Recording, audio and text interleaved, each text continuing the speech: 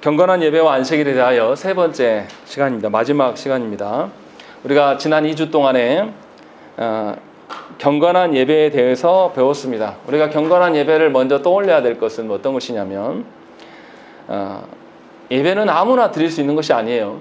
하나님께서 유일한 중보자이신 그리스도를 통해서 삼위일체 하나님께 나아갈 수 있는 특권을 주신 자들만 예배할 수 있는 것이죠. 그래서 삼위일체 하나님께서 먼저 낮아지심으로 우리에게 오셔서 우리를 불러주셨기 때문에 우리가 예배가 가능한 것입니다.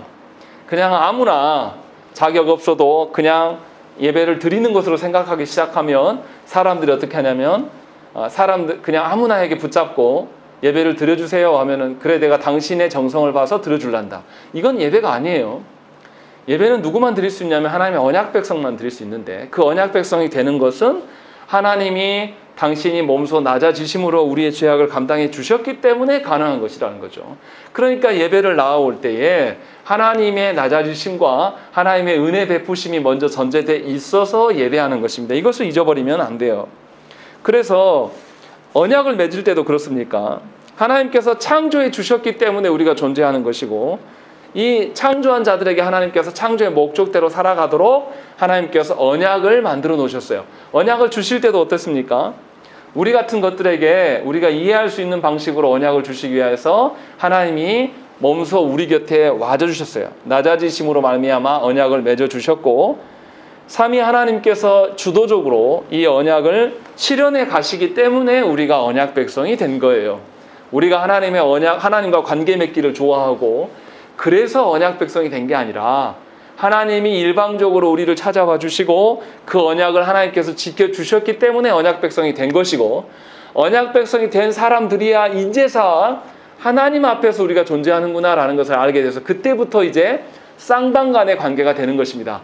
하나님도 언약에 매이시지만 우리 역시도 하나님께서 언약에 주신 그 율법의 말씀들에 매여야 되는 존재구나 라는 것을 깨닫게 되는 것.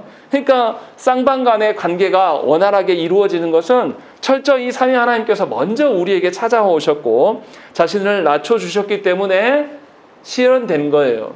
이것에 대한 생각이 없는 성도들이 대부분 다 어떻게 생각하냐면 예배를 아무런 준비 없이 아무런 대가 없이 나와서 드릴 수 있는 것처럼 착각하는 것입니다. 그래서 예배를 드려준다라고 생각을 해요. 심지어 자기가 기분이 나쁘면 예배 안 드립니다. 그런 성도들이 은근히 많습니다. 이것은 하나님이 우리에게 찾아오심을 거절하는 것이고 하나님께서 살아계셔서 우리를 주도하시고 창조하시고 구원하신 전반에 대해서 무시하는 태도예요.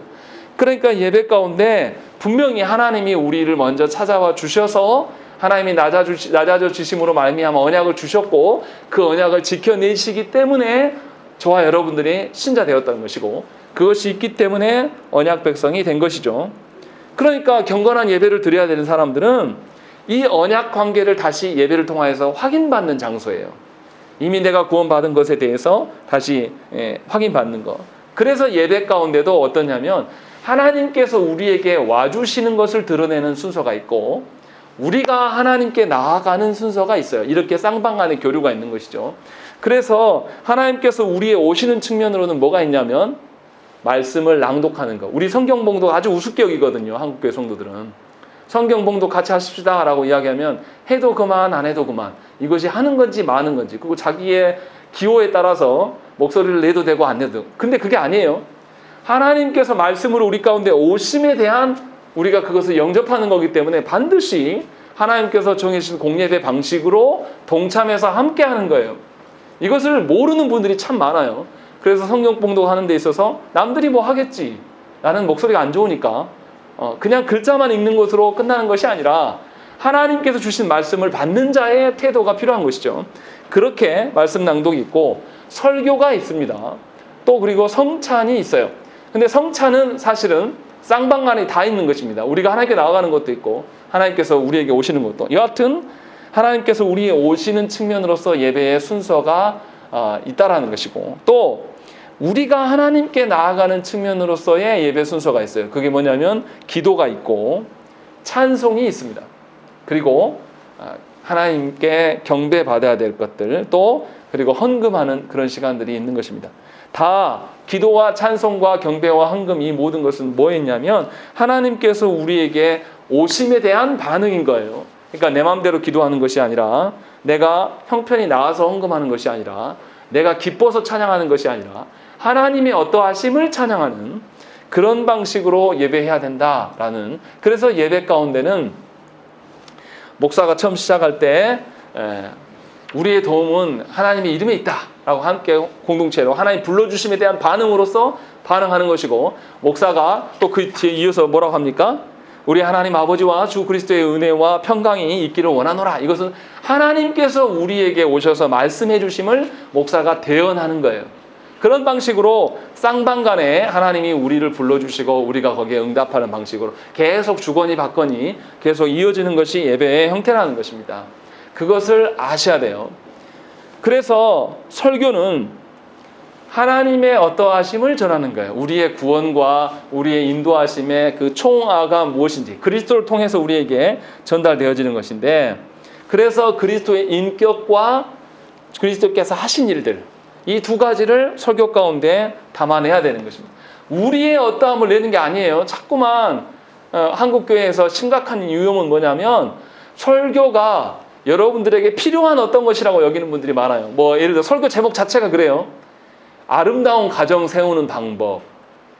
이게 뭡니까 이게? 하나님의 어떠하심을 말하는 것이 설교인데, 한국교회에서는 그런 것이 설교라고 말하고 있어요. 또 역사 가운데 타락한 교회에서 어떤 설교 제목이 있었냐면, 맛있는 음식 5가지 먹는 법, 이런 것들이 막 설교로 있었어요. 실제로 독일에서도 그런 설교들이, 이거는 완전히 설교가 아니에요. 완전 타락한 모습이에요.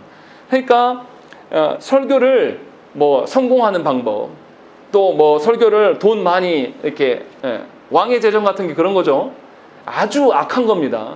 하나님과 아무런 상관없는, 설교는 분명하게 그리스도의 인격과 그리스도의 하신 일을 전달할 수가 있어야 되는 것입니다. 그래서 그리스도의 인격을 말하기 때문에 설교자도, 설교를 듣는 여러분들도 인격적인 그리스도의 인격을 닮아감이 분명히 드러나야 돼요. 그런데 놀라운 것은 뭐냐면, 오랫동안 설교했던 설교자에게 인격적인 면이 안 보일 때가 있어요. 굉장히 카리스마적으로 하려고 그러고, 굉장히 소통함이 없이, 예수께서 이 땅에 오셔서 우리에게 하나님 나라를 가르치실 때에 못 알아듣는 말로 하지 않으셨어요. 우리가 알아듣는 말로 죄인들도 이해할 수 있을 정도로 찾아오셔서 함께 먹으면서 나누시면서 말씀하셨다는 거죠. 그런데 조국교회 안에서는 그러한 모습이 많이 발견되지 않는다는 것입니다. 그리고 성도들도 작고 설교자와 함께 마주할 수 있는 그런 교회를 찾아가지 않아요. 대형 교회에 이미 현혹이 돼가지고 설교자하고 도무지 마주할 수 없는, 내가 그 설교를 듣고는 있지만 그 설교에 아무런 영향을 받지 않아도 확인할 길이 없는 그런 대형 교회를 찾아가서 그것이 신앙생활이네 라고 하면서 한다는 것이죠. 이 모든 출발점의 부작용들이 시작되는 것은 바로 설교에 있다는 것입니다. 그래서 설교 안에 그리스도의 인격이 드러나야 되고, 그리스도의 인격이 드러나는 설교를 행할 때에 저와 여러분도 그리스도의 인격을 닮아갈 수밖에 없는 거예요. 그것이 설교 가운데 있어야 되는 것이죠. 그리고 성령께서는 말씀을 통하여서 선포된 그 말씀들이 실제로 우리의 인격 안에 녹아내려지고 그대로 살아갈 수 있도록 도우시는 하나님이시라는 것이죠. 그래서 설교를 통하여서 그리스도와 성령 하나님의 일하심을 보게 되면 성부 하나님의 그 큰 사랑과 성부 하나님의 공의로우심을 볼 수 있게 된다는 것입니다. 이것이 설교 가운데 다 드러나야 돼요. 그리고 이 하나님의 크고 높으신 기준 앞에 서게 되면 어떻습니까? 하나님 앞에서 우리가 얼마나 죄악된 자들인가가 본연이 다 드러나는 것이죠. 그래서 설교를 듣고 회개하게 되고 그리스도를 온전히 신뢰할 수 있는 믿음이 이 설교를 통하여서 발현되어야 된다는 것입니다.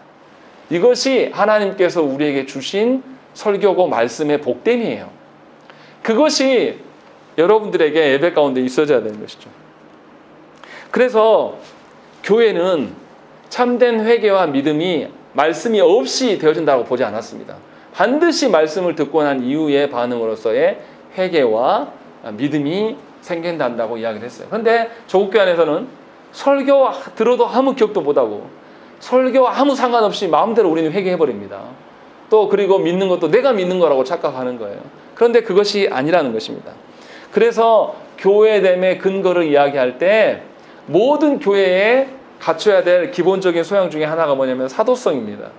이 사도성이란 말은 무엇이냐면 예수님께 직접 하나님 나라와 믿음이 뭐고 회개가 뭔지 배운 사람들이 사도들이에요. 이 사도들을 통해서 교회 안에 복음이 전수되었고 이 사도들이 가르침에 근거하여서 교회가 세워져 온 것이죠. 그러니까 사도들이 말하지 않는 것을 말하지 않는 이것이 교회의 근간이에요. 그러면 조국교회 안에서 정말로 우리가 속해 있는 교회가 사도성을 띠고 있는가? 설교 가운데 그리스도만을 드러내고 그리스도의 인격과 그리스도의 행하신 그 구원을 말하는 그런 것인가를 점검할 수 있어야 되는 것이죠. 그래서 설교 가운데 그리스도의 낮아지심과 그리스도의 고난받으심과 그리스도의 죽고 부활하심에 대한 것들이 다 드러나야 되는 것입니다. 이것이 뭐냐면 사도성에 입각한 설교예요. 그러니까 설교자는 자기 마음대로 할 수가 없어요. 자기 설교자가 나와서 뭐 자기 집안 이야기를 한다든지 자기 살아온 경력을 이야기한다든지 자기의 뭐 어떠함을 말하는 것은 옳지 않습니다. 분명하게 그리스도의 어떠함, 사도들이 전한 복음과 지금 우리 시대의 교회에서 설교단에서 전하는 설교자들의 그 복음의 내용이 같은 거라는 거죠. 시대가 달라지고 장소가 달라졌음에도 그리스도 안에서 동일할 수가 있는 것, 그것이 교회라는 거예요. 과연 그러한 설교를 우리가 듣고 그러한 설교를 추종하고 따르는지를 생각을 해봐야 한다는 것입니다. 그런데 제가 볼 때는 조국교회 안에서 많은 성도들이 이런 분별력이 없어요. 설교에 대한 분별력이 없는 거죠. 그래서 복음이 아닌 것을 들으면서도 아멘 하는 거예요. 아무 소리나 막 하면. 제일 충격적인 것은 뭐냐면 정광훈같이 목사도 아닌 자가 설교를 해도 거기에 아멘 하면서 맹신하는 이들이 교회 안에 참 많다라는 것입니다. 그런 점에서 우리가 잘 깨달아야 돼요. 분명히 바른 설교가 선포될 수 있도록. 고린도후서 4장 5절 말씀해 보시면 우리는 우리를 전파하는 것이 아니라 오직 그리스도 예수의 주되신 것과 또 예수를 위하여 우리가 너희의 종된 것을 전파합니다 라는 것이죠. 분명히 사도 바울 선생이 내가 나를 드러내기 위한 복음을 전하는 것이 아니라 그리스도께서 너와 나의 주인이시고 우리는 종되는 것임을 드러내는 것이다. 그래서 신앙생활하는 것은 예수 그리스도에게 매이는 것이지 신앙생활을 하면서 세상의 자유를 만끽하는 것이 신앙이 아니다라고 사도 바울 선생은 분명히 이야기하는 것입니다. 그래서 우리가 예배 가운데 그리스도의 어떠하심을 알기 위해서 나오는지를 여러분들이 여러분 스스로를 돌아보셔야 되는 것입니다. 정말로 여러분들이 예수 그리스도를 여러분들의 주님으로 큐리우스로 모시고 있는지를 여러분 스스로 물어보셔야 돼요. 주님하고 상관없는 삶을 살고 이 예배 가운데 위로받고 나 뭔가 힘이나 얻어가려고 오는 것이라면 큰 착각이라는 것이죠. 그건 예배가 아닙니다. 예수께서 우리의 구원주만 되시냐? 아니에요. 우리의 창조주이시고 또 그리스도께서 우리를 어느 곳으로 이끌어 가십니까? 하나님의 영광의 자리로 우리를 이끌어 가신단 말이에요. 그래서 우리 예배에는 옛 언약이 아니라 새 언약 대신 예수 그리스도가 드러나야 되고 이것을 우리 삶에 구현하기 위해서 우리가 예배하는 것입니다. 그러니까 믿음으로 예배에 참여하는 사람은 성령 안에서 그리스도 안에서 성령을 통하여서 성부 하나님께 나아가는 것을 경험하게 되어 있습니다. 그리고 이 복음을 세상 가운데 증거하는 자의 삶을 살아갈 수밖에 없다는 것입니다. 이것이 예배를 드리는 자의 목적이고 목표이며 방향성이라는 것입니다. 이것이 이제 지난주까지 예배에 대한 언급들이에요. 오늘은 더 구체적으로 6항에서는 예배의 장소에 대한 언급을 하고 있습니다. 이거 우리가 다 실제적인 이야기예요. 그리고 7항에서는 예배의 시간, 안식일에 대해서 이야기를 하고 있고 안식일의 그 실제적인 면모가 어떤 것이냐라는 것이 이제 8항에서 이야기를 합니다. 자, 먼저 그럼 하나씩 살펴보면 6항에 보면 예배의 장소에 대해서 언급을 합니다. 예배의 장소에 대해서 특별히 구별하여서 언급하는 것은 종교개혁 후예들 가운데서도 예배의 장소에 대한 혼란이 있었던 것으로 보입니다. 우리 한국교회도 그게 있죠. 예배당을 뭐라고도 부릅니까? 성전이라고 부르는 분들이 아직도 있어요. 예수께서 십자가에서 죽으심으로 말미암아 지성소와 성소의 개념이 존재합니까? 존재하지 않습니까? 더 이상 존재하지 않아요. 그리고 사도 바울 선생도 분명하게 그리스도인 된 우리가 성전이 돼야 된다. 우리 몸이 성전이 돼야 될 것들. 그러니까 우리 자체가 거룩해지는 것이 목적이 돼야 되는데 아직도 한국교회 안에 많은 성도들은 장소의 구별을 따지는 거죠. 집에서 기도하면 기도가 안 되고 예배당에 나오면 마치 신령한 것 더 된 것처럼 또 뭐도 있습니까? 지금은 거의 없어졌지만 이 앞에 설교단에 빨간색 여기는 마치 성령이 더 임하는 것처럼 어떤 은사주의 교회들 가보면 기도하라고 하면 어디서 기도하려고 합니까? 이 앞자리를 사수하려고 막 나와요. 저기 뒤에서 기도하면 기도가 더 안 되고 여기 나오면 성령님이 더 강하게 역사합니까? 그런 거 아니라는 거죠. 그런데도 불구하고 많은 성도들이 이 종교개혁 이후에도 이런 오해들이 있었던 것 같아요. 그래서 분명히 6항에서 뭐냐면 장소에 얽매일 필요가 없다. 6항의 첫 줄, 두째 줄 보시면 뭐라 되냐면 장소에 얽매일거나 어떤 장소를 겨냥하고 있지 않다. 겨냥하고 있다는 것은 뭡니까? 그쪽을 더 추구하고 있는 것이 아니다라고 말한다는 것입니다. 그래서 특정 장소를 선호한 것은 옳지 않다라고 이렇게 말하는 것입니다.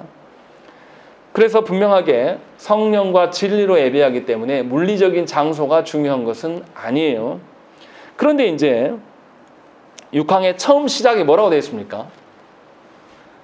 복음 시대 아래서는 이렇게 분명하게 제한 두고 있어요. 예수 그리스도께서 오신 신약에서는 장소의 국한을 받지 않는다라고 말하고 있는 거예요. 그러면 구약에서는 장소의 국한을 분명히 받았다는 것이죠. 그러면 구약의 제사 제도를 떠올리면 성막에서 또 성막도 어떻습니까? 성소와 지성소를 나누어 가지고 지성소에는 대제사장만 들어가고 뭔가 장소의 구별성을 분명히 드러내 보였어요. 그러면 뭐야 이거 구약 시대 때는 장소적인 것이었다가 신약 때에서는 장소가 해소된 것이냐 그렇게 보시면 안 돼요. 오해하지 말아야 될 게 있어요. 왜 구약 제사에서 장소적인 개념을 강조했냐라면 하나님이 그곳에 임재하시기 때문에 강조했다는 것이죠. 그러나 하나님이 그것을 떠나가시면 더 이상 장소의 개념이 없게 되는 거예요. 그래서 이스라엘 백성들이 어땠습니까? 하나님 앞에서 배도하고 타락하였을 때 하나님이 예루살렘 성전을 어떻게 했어요? 멸망해서 없애버리셨어요. 그리고 에스겔 선지자도 하나님의 영광을 어디서 봅니까? 포로로 끌려간 바벨론에서 뭐냐면 바벨론에서 하나님의 영광을 봐요. 그러면서 그곳에서도 하나님의 영광을 볼 수 있음을 구약에서도 언급합니다. 또 솔로몬 왕도 무슨 이야기를 하냐면 자신이 지은 성전에 하나님을 가둘 수 있겠냐? 그럴 수 없다. 하나님은 크고 높으신 분이기 때문에 자신이 아무리 화려하게 지어봤자 하나님이 거기에 임재해 주시는 것이 감격스러운 것뿐이지 그 장소가 특별한 것은 아니다. 그냥 하나님의 임재가 중요한 것이다. 라는 것을 계속 강조했었다는 것입니다. 이게 무슨 말입니까? 구약이나 신약이나 모두 하나님께 예배함에 있어서 장소에 하나님을 묶어둘 수 없다라는 것을 저와 여러분들이 분명히 알아야 돼요.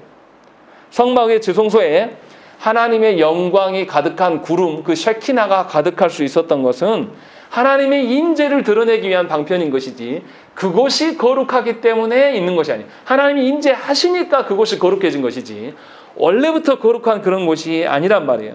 신약에서도 신자가 예배할 수 있는 것은 그리스도와 연합되었기 때문에 예배할 수 있는 거예요.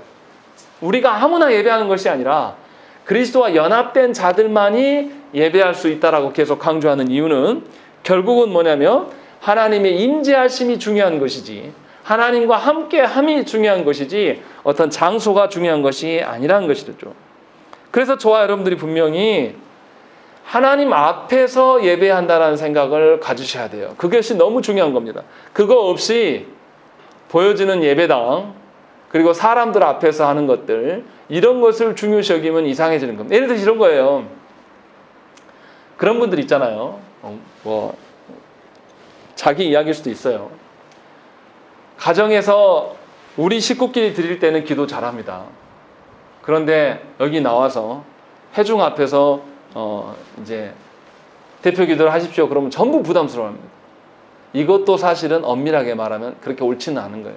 물론 왜 부담되지 않겠습니까? 더 많은 사람들 앞에서 기도해야 되니까 부담되지만 궁극적으로 우리가 하나님 예배할 수 있는 것은 그리스도와 연합되어 있기 때문에 그리스도와 한 몸이기 때문에 예배하고 기도할 수 있는 거거든요. 그러니까 하나님 앞에서 기도하는 거예요.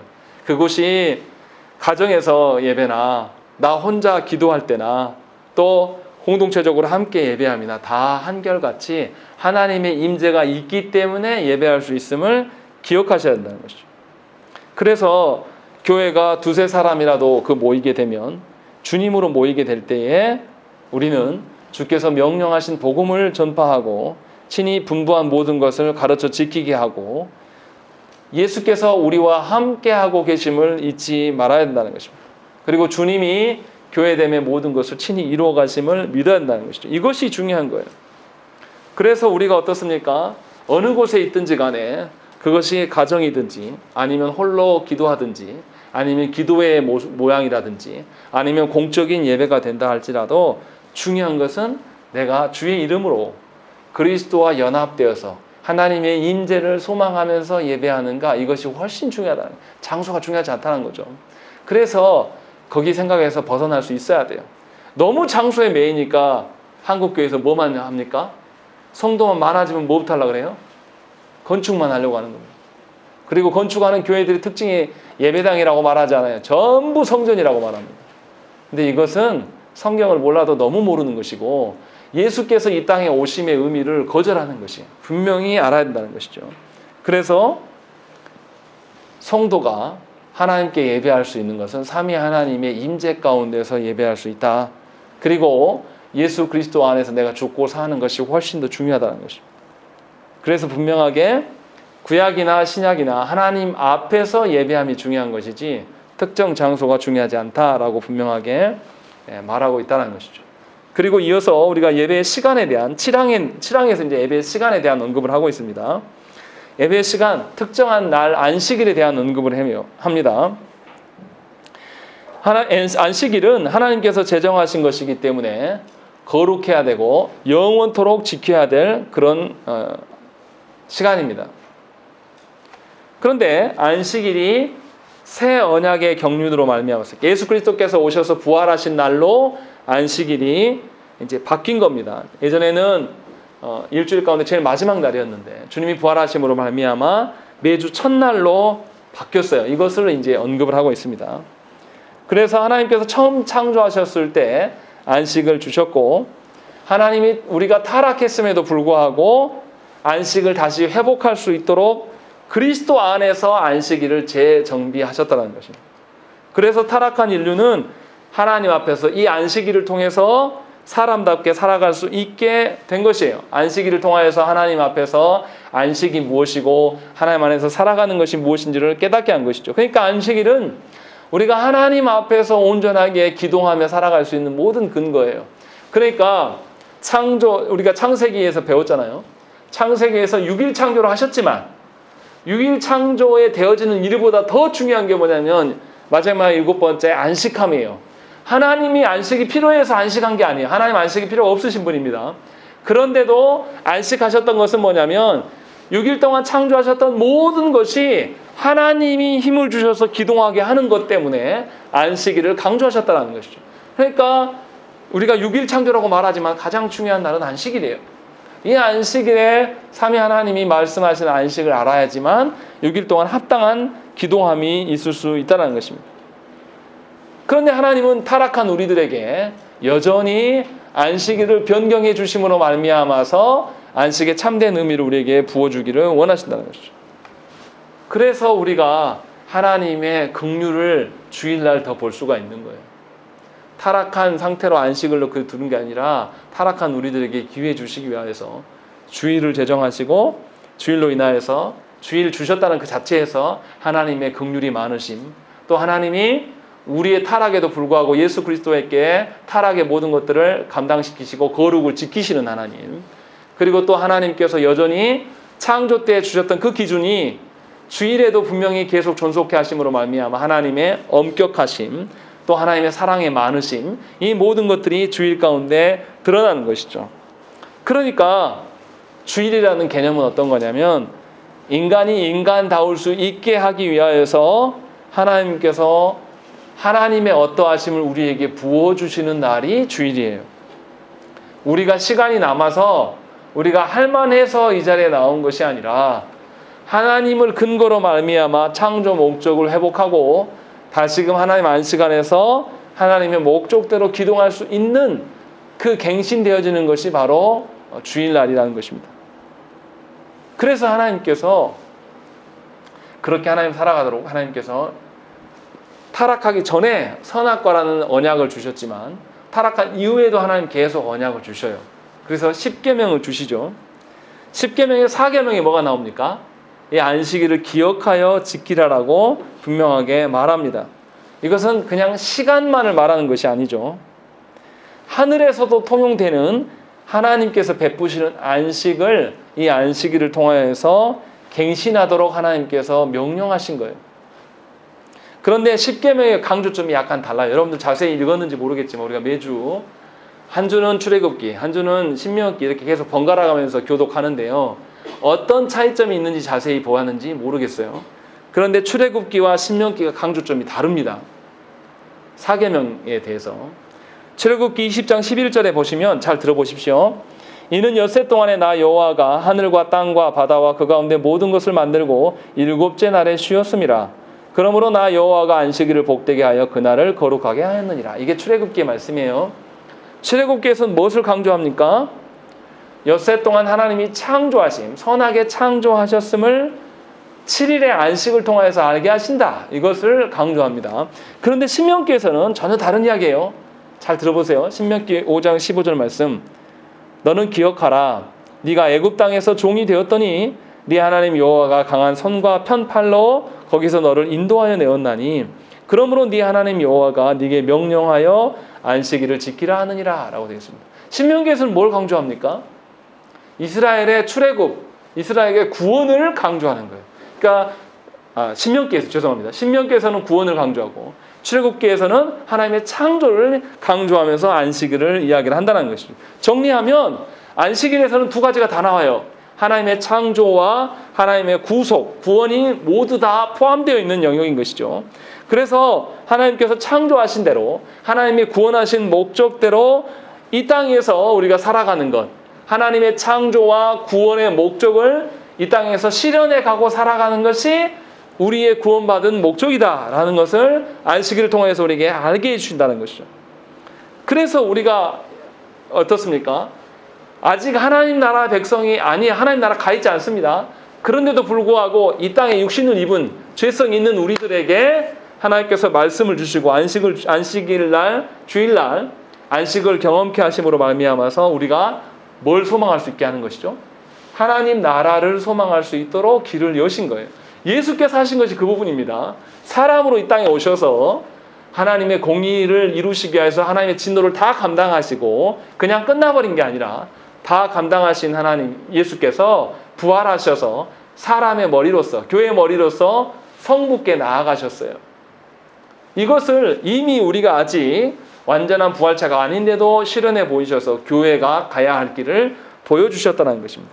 그래서 인생이 나아가야 될 방향, 창조하셨을 때 하나님 인생에 주셨던 그 원래의 의도와 목적, 이것이 동일하다는 거죠.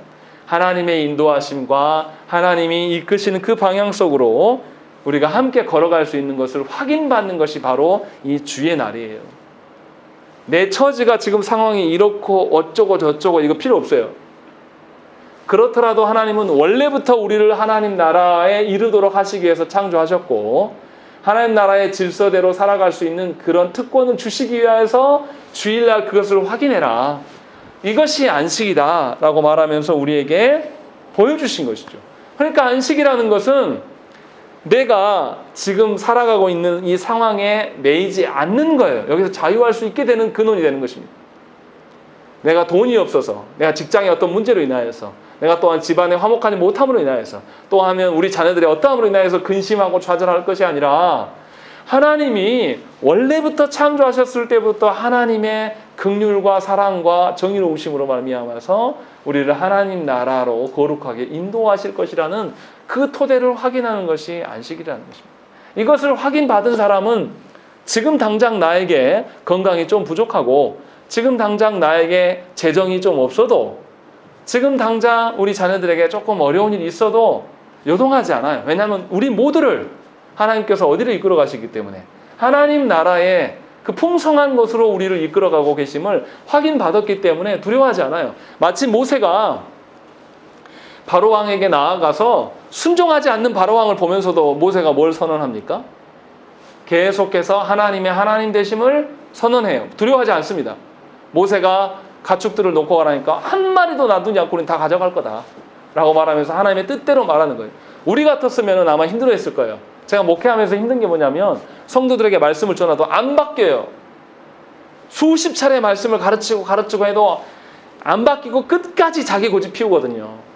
절대로 제가 말하는 게 제 경험이나 어떤 것을 말하는 게 아니라 하나님의 말씀을 가지고 와서 말해도 성도들은 뭐냐면 너 안 살아봐서 몰라. 네가 아무리 목사해도 안 들을 거야. 이렇게 보면 숨 막힙니다. 모세가 어땠겠습니까? 바로를 대할 때. 저보다 더 했겠죠. 바로는 애굽의 왕이었으니까. 얼마나 무시했겠습니까? 그런데도 모세가 변함없이 큰 소리 치면서 하나님의 뜻대로 되는 것이다 라고 할 수 있었던 것은 뭘 본 거죠? 하나님 안에서의 안식을 이미 알고 있는 사람이에요. 그렇기 때문에 변화되지 않는 바로에게 처음에는 엄청 두려워했죠. 하나님이 가라갈 때 나는 이 말을 못하는 사람입니다. 그러니까 하나님이 그의 형 아론을 붙여주시고 또 아론이 자기가 있는 하나님의 산까지 오게 만드시고 그러면서 이제 하나하나씩 모세가 하나님 안에 있는 것이 참다운 안식이구나 라는 것을 깨달은 거죠. 그러면서 변화된 거죠. 우리에게도 하나님께서 주일날 이것을 깨닫게 해주신다는 것이죠. 말씀을 주심으로 말미암아서 하나님의 어떠하심을 알게 하는 거예요. 그래서 우리가 온전히 하나님 안에서 안식을 누리게 되면 이 안식의 누림이 주일날만 있는 것이 아니라 일상의 6일 동안의 삶에서도 그 하나님 안에서 평안함을 누리는 삶이 연장된다는 거예요. 그래서 일상의 삶의 모든 영역이 하나님의 안식 가운데서 평안함을 누리며 살 수가 있는 거예요. 우리가 흔히 그런 말 하지 않습니까? 우리가 죽을 때 뭘 가지고 갈 수 있냐? 아무것도 가지고 가지 못한다. 그래서 세상 사람들도 뭐라 그래요? 네가 쓰는 것이 네 재산이다. 네가 갖고 쟁여놓는 것이 네 재산이 아니라 네가 이 땅에서 사용하는 것이 네 재산이라고 세상 사람도 말하거든요. 근데 우리는 얼마나 아둔하고 미련하냐면 내가 지금 당장 쓰고 있는 것은 얼마 되지도 않으면서 많이 쟁여놓는 것을 자랑해요. 근데 미안하지만 많이 쟁여놓는다고 해서 그 하나님 나라 갈 때 가져갈 수 있습니까? 자식들한테 유산을 남기고 죽으면 그 자녀들이 유산 따라서 정말 행복합니까? 안 그래요. 너무 이상할 정도로 전혀 그렇지 않다는 것입니다. 오히려 그 돈의 노예가 돼버려요. 심지어 부모가 재산이 많으면 형제들끼리 뭐합니까? 치고받고 싸워요. 형제도 아닌 것처럼 재판까지 다 갑니다. 이런 것들도 세상 사람도 인정하는 거예요. 그런데 예수 믿는 우리들이 하나님의 안식을 모르게 되면 이러한 세상 사람들보다 더 악랄하게 살아갈 수밖에 없는 거예요. 그래서 하나님께서 안식일을 주셔서 분명히 안식일의 참된 목적이 무엇인지를 우리에게 경험하게 하시는 것이 주의 날입니다. 그래서 하나님 안에서 여러분들이 참다운 샬롬을 누릴 수 있기를 구하셔야 돼요. 그리고 하나님께서 우리를 부르신 목적은 무엇입니까? 우리만 누리고 살아가라는 게 아니에요. 하나님께서 주신 삶의 터전 위에서 돈이 좀 없어도 뭐가 없어도 아무렇지도 흔들리지 않는 그 평안함을 누리고 살면 세상 사람들이 알아본다니까요. 그래서 누가 더 많이 가질 거로 인하여서 고심하는 게 아니라 어떤 게 행복인가, 하나님 앞에서 참다운 행복이 누림이 무엇인가를 교회의 성도들을 통해서 보게 돼요. 이것이 사회의 변혁이 되는 겁니다. 근데 우리 사회는 그게 없어요. 우리 한국 사회가 선진국이 되었다고 얼마나 떠들어댑니까? 또 지금 언론이 지금 정부에 대해서 굉장히 싫어해서 그러는데 역대 우리나라 존재하는 개국 이래로 가장 수출량이 많이 늘었고요. 코로나 시대인데도 또 가장 많은 취업이 되고 있어요. 지금 이 시기가. 그런데 그것이 자랑할 것이 아니에요. 놀라운 것은 뭐냐면 그렇게 풍요로운데도 대한민국이 역사상 없었던 세계에서 순위권, 다른 나라들 선진국들이냐 다 주저앉고 있어요. 근데 한국만 역대 가장 수출이 는 상황이에요. 이런 것을 경험하고 있어도 놀라운 것은 뭐냐면 한국 사회에서는 지금도 자살하는 사람이 생기고 지금도 뭐 어미가 새끼를 죽이지를 않나 또 이런 일들, 또 학생들이 고등학생들이 30대 가장들 돌아다니면서 먹잇감을 찾아서 때려 죽이는 거, 그리고 때려 죽여놓고 자기의 과시하면서 이런 일들이 우리 사회에 지금도 있다는 거죠. 상식이 통하지 않는 사회가 되죠. 왜 그렇습니까? 소유함이 많고 사람들 앞에서 많아진다고 해서 참다운 행복을 누릴 수 있는 것이 아님에도 불구하고 대한민국 그 가치를 잃어버렸어요. 누구 때문에요? 미안하지만 저와 여러분 같은 그리스도인들이 하나님 안에서의 참된 안식을 보이지 않기 때문에 그래요. 세상과 똑 닮았어요. 그러나 분명하게 참다운 안식이 무엇인지를 우리에게 말해주고 있어요. 그리고 마지막에 8항에서는 실제, 안식일의 실제가 어떤 것인가 라고 말하고 있어요. 주일날 도대체 어떻게 안식해야 되는가 구체적으로 우리에게 알려줍니다. 우리를 창조하시고 우리가 누리고 살아가는 모든 것을 하나님께서 주셔요. 그 주신 것들에 대한 염려와 걱정하는 것은 창조주이시며 우리를 다스리시는 하나님의 전능하심을 무시하는 태도입니다. 그래서 모든 것의 원천이 하나님이신데 그분 앞에서 우리가 뭘 걱정합니까? 세상 염려를 걱정하는 것은 하나님을 얼마나 무시하면 그러겠습니까? 생각을 해보세요. 준호가 저 어린애가 와가지고 밥을 안 먹고 근심해요. 내가 보니 우리 집은 그렇게 부유한 것 같지도 않고 우리 집에는 이런 어려움이 있고 저런 어려움이 있고 또 우리 할아버지는 회식을 안 했고 뭐 누구는 어쩌고 이런 걱정으로 한다고 해보세요. 3살 먹은 애기가. 그럼 부모 마음이 기쁘고 즐겁겠습니까? 아, 네가 속 들었구나. 마치 이것과 같다니까요.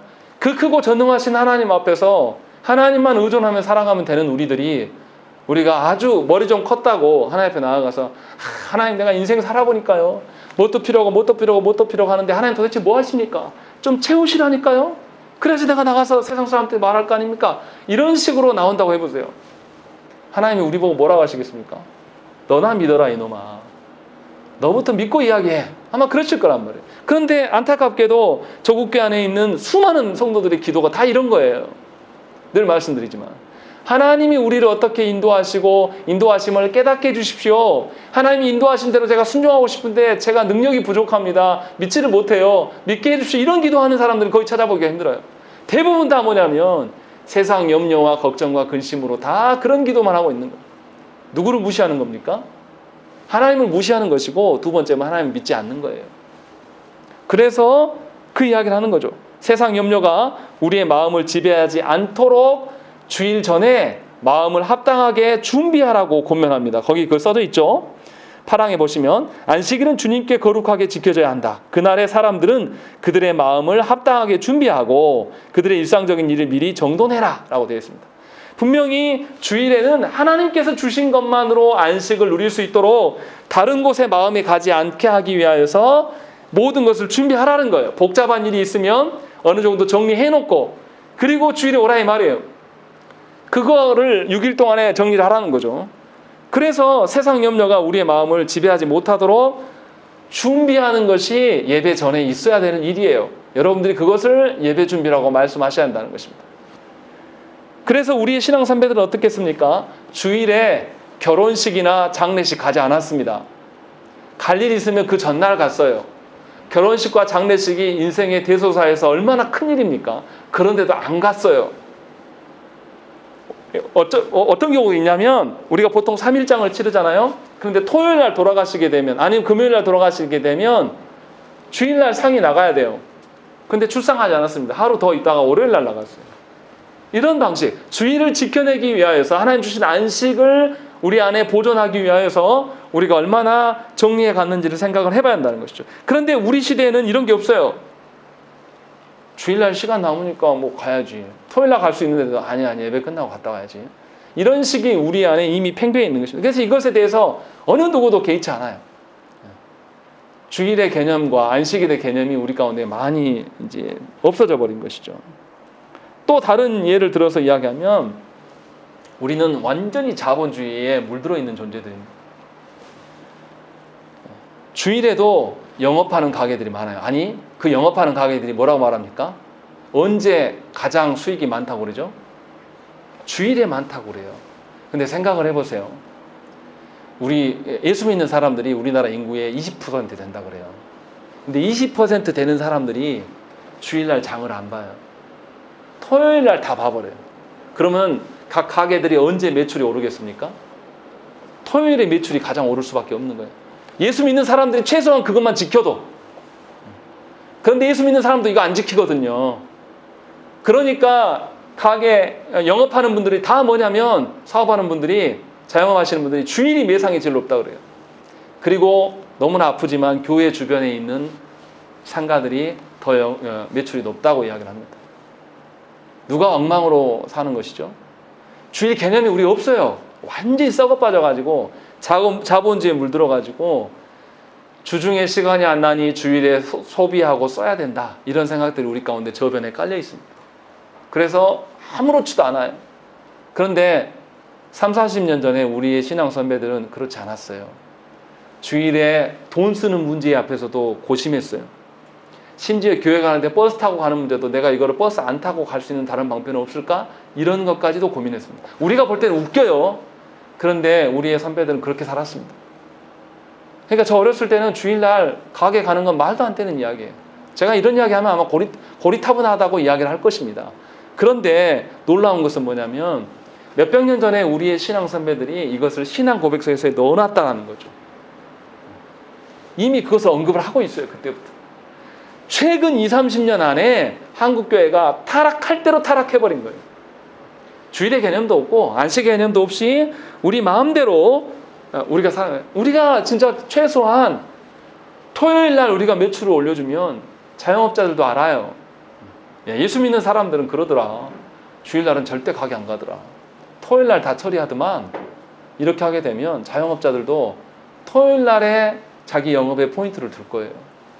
그런 영향력들을 왜 행사하지 않습니까? 왜 그런 일들에 대해서는 교회가 힘을 모아서 힘쓰지 않습니까?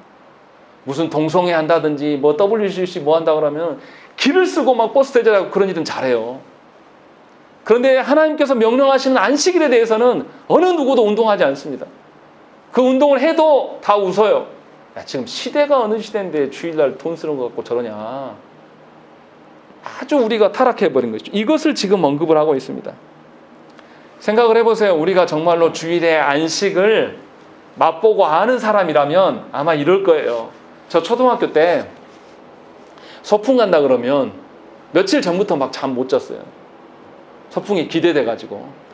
정말로 우리가 주일을 맞이하면서 잠 못 자면서 이렇게 나오는지 생각을 해보셔야 되는 거죠. 오히려 반대로 이야기할걸요. 주중에 내가 바쁘고 힘들었으니까 주일에 푹 자야 된다.